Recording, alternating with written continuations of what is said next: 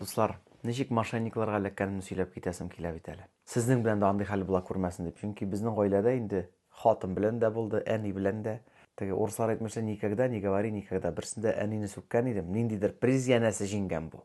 Һәм шушы призны алыр өчен банкоматка акча салырга кирәк. Әни барган, шушы призны алам дип акчасын салган. Ну и аннан соң инде бернинди хәбәр дә юк. Аннан әнине сүктем. Әни, нинди мәйтәм, сиңа приз булса, былай да җибәрәләр, я алалар. Просто так ничего не бывает дип. Хатынның да шулай булды. Югыйсә Миләүшәне алдар өчен. Ой-ой, берсендә алар моны гипнозлый дип әйтимме соң. Берсендә шалтыратып, ярый вакытында Миләүшә анда счетлар буенча киткән дә, янәсе банк сотрудниклары булып шалтыратканнар инде.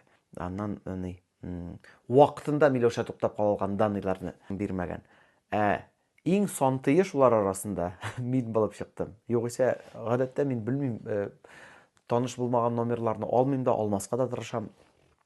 Кукмарага барганда концертка. Ул арада МТСка да зорлана идем мин связь тутмаганга. Ну, в общем, шалтыраталар миңа. Здравствуйте, полный сотрудник МТС кебек. Как у вас со связью дела обстоят? Все ли нравится да инде? Мәйтәм, нет, юлда бигрәк тә тотмый, Билайн әйбәтрәк тота. Ну, вы понимаете, инде. Где расположены вышки Билайна, там лучше ловит Билайн. Где МТС, там лучше МТС, конечно же. И еще скорость влияет дигән була инде. В дороге, если вы вот на большой скорости ездите, то полный сөйләшә бу минем белән.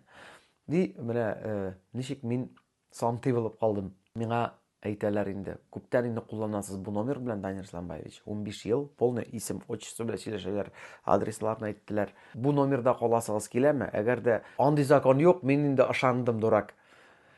15 ел бу номер белән кулланасыз ди. Әйдәгез ди, калдырасыгыз килсә, шушы номерны договор эшләргә кирәк. Калдырасыгыз килмәсә, алмаштырырга кирәк ди. Мәйтәм, калдыра мин ничек инде бу номерны бөтенесе белән мин алмаштырырга җыен. Мин алайса договор эшлибез. Хәзер сезгә ди, ни киләчәк ди, ну, утвердить договор, сезгә госуслугига киләчәк дип пин-код шуларны әйтсәгез, моннан дальше. И мин, югыйсә, гомердә андый әйтер кеше түгел, шуның өчен барам, госуслугидан килә. Югыйсә, астына язылып та куелган, не сообщайте никому. Госуслуги аша килә. Код, бөтен кодларны подряд рәттән әйтеп бирдем. Шуннан соң гына аңыма килеп куйдым да телефонны, иң беренче шалтыраттым танылыш программистыма. Ул карады да, бу мошенниклар ди. Волгоград якларыннан ди.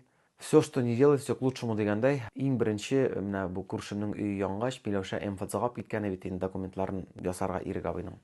Шунда бер кыз белән танышып калган. Госуслугига шалтыратып, аңладып, ярый шул кыз парольләрне алмаштырып, булар уже кергән булганнар. Без тизрәк җитештек һәм шул госуслугидагы кыз миңа эшләүче, рәхмәт аңа бик зур. Әйтте, Данир, исеңдә калдыр, госуслуга аша бер кайчанда андый СМС килми. Бер кайчанда әйтергә ярамый дип. Безнең әйтәм бит, әйтүемчә, шушы МФЦ аша безнең парольләрне алмаштырырга җитештек. Булар әллә ни кералмадылар да инде. Кергәннәр алар, но кирәкле информацияны алып өлгермәгәннәр. Ләкин шул ук арада миңа тагын бер кыз шалтырата. Здравствуйте.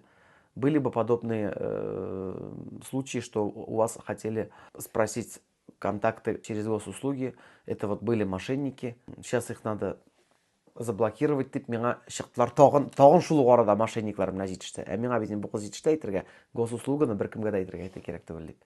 И опять, вот сейчас вам придет пароль, сообщите нам дип. Тагын сообщение килә. Анда хәрефләр һәм саннар. Но мин шаяртып кына әйтәм.